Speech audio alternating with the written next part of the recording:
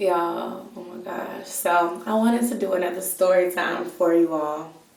I'm just gonna say, I feel like some of the best drinking stories are the ones when you weren't supposed to be drinking. I'm gonna tell y'all why I don't drink berry exclusive anymore.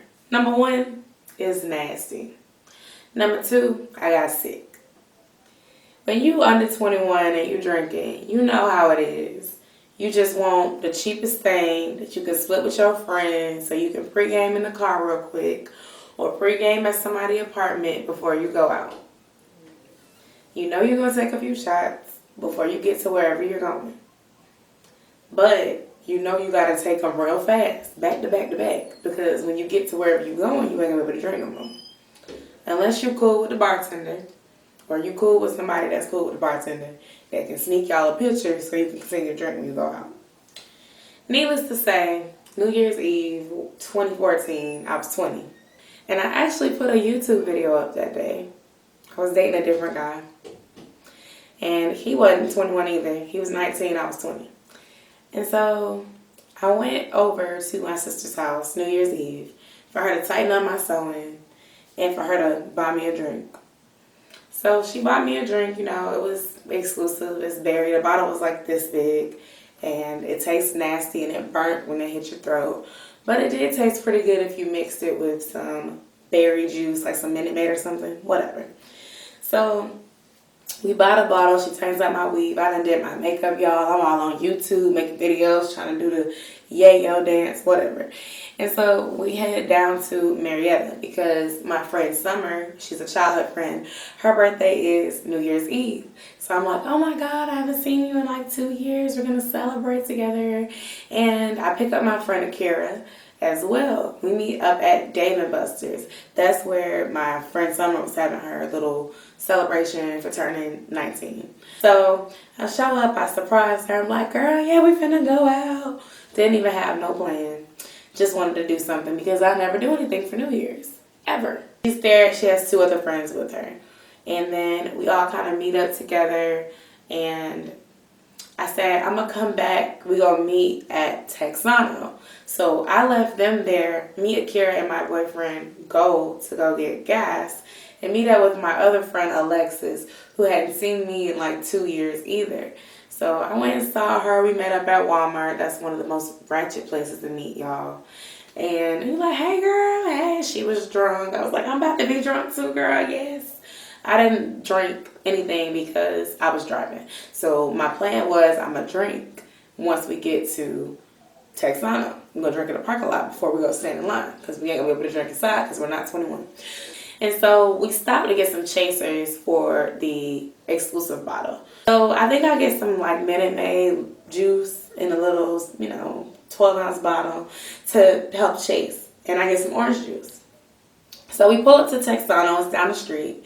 And it's packed. It's New Year's. So we show up and I have no shot glasses because a chick like me, I'm not allowed to buy shot glasses because I'm not 21. Mind you, if you buy some little shot glasses, the little plastic ones from the dollar store, ain't nobody finna check your ID at Dollar Tree. And when nobody checking IDs at a liquor store, really, to be honest, I went in the liquor store plenty of times before I turned 21. Now, I was scared. I go in there like, hey, this is what I want, walk back out, which is why one time we got kicked out of the liquor store in Atlanta because they don't play that. They should make you ask for everybody's ID. That actually happened to me my 21st birthday weekend. I was actually 21, and someone went into the store with us that wasn't 21.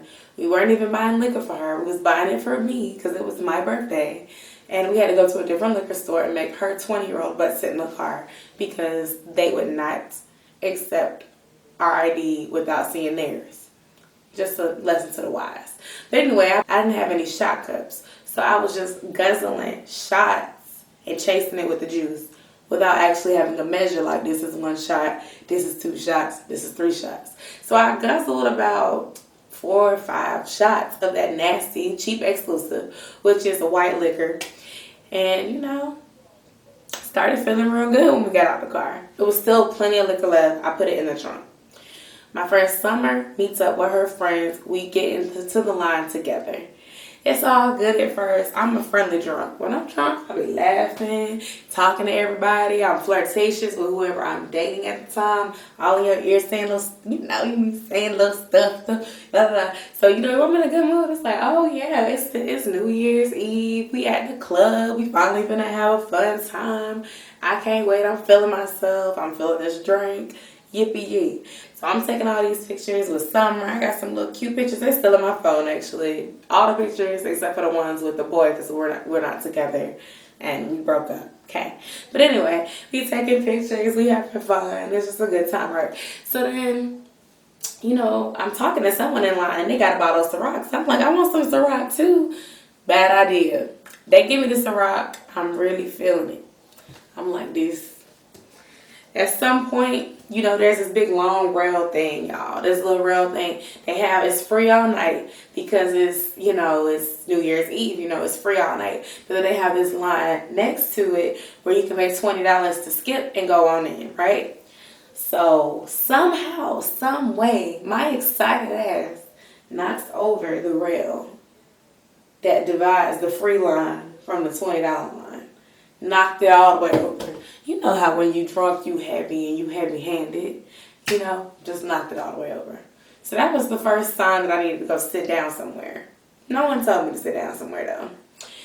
Then, and so my friend Summer and her friend was like, man, I want to be on the level that she's on because this line is long and it's just, when you're sober, this is how I felt when I went out last weekend because I was sober and everybody else was drunk. You know how that feels when you're not drunk and everybody else is, or you're not drunk and you're with somebody that is, and you're kind of on this sober, kind of mellow type level, and the other person's all hyped and laughing and whatever. So they're like, I want some. I was like, yeah, I want some more liquor. It's some more liquor in the car. So I walked into my car. We drank some more liquor. I didn't need no more, but I drank some more.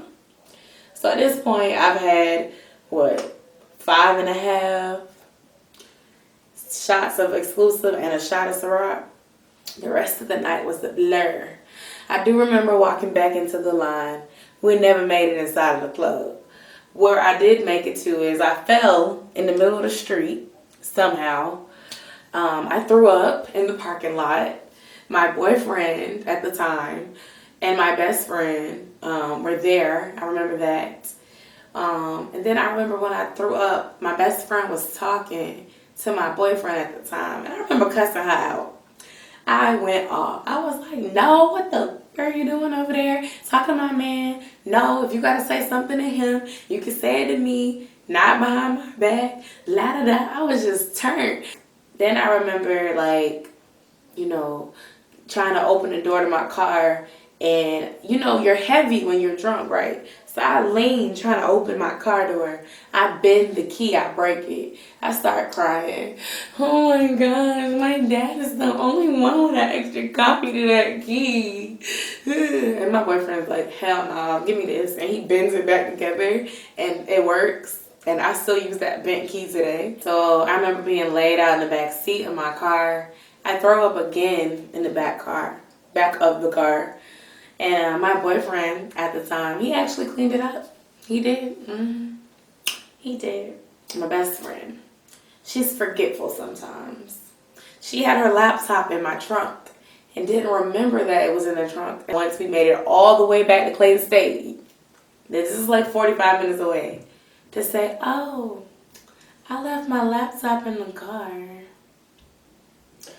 Now, I know y'all probably watching and thinking like, so your boyfriend went and brought it back? He actually did, but I really don't think anything happened.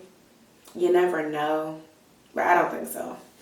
I was so gone, I was gone, okay? I was gone. When I got back, I just remember walking through Laker Hall front desk with tears, and it was throw up on my jacket, and it was just, I remember getting undressed when I got back to my room, and I just went to sleep. In the morning, I woke up with the biggest hangover. And I never had a hangover before. But on New Year's, 2014, I had a hangover.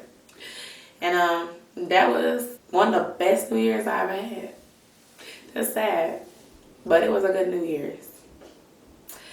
Hope y'all enjoyed this story. Y'all, Drink responsibly.